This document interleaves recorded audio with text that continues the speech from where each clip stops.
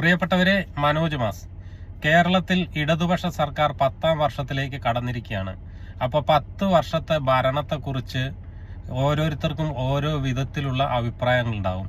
ഭരണപക്ഷത്താണേലും പ്രതിപക്ഷത്താണേലും നിഷ്പക്ഷമായി നിൽക്കുന്ന ജനങ്ങൾക്കൊക്കെ ആണെങ്കിലും ഈ ഭരണത്തെക്കുറിച്ച് വ്യക്തമായ അഭിപ്രായവും ധാരണയും ഒക്കെ ഉണ്ടാവും. അപ്പോൾ നിങ്ങൾ നിങ്ങളുടെ അഭിപ്രായങ്ങൾ കമൻ്റായിട്ട് രേഖപ്പെടുത്തുക.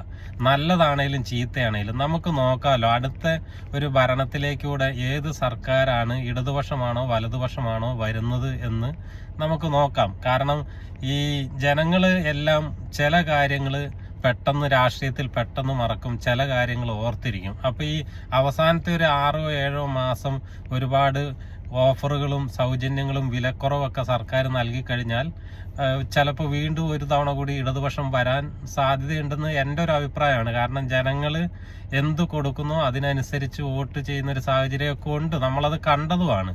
എന്നാലും നിങ്ങൾ നിങ്ങളുടെ അഭിപ്രായങ്ങൾ രേഖപ്പെടുത്ത്.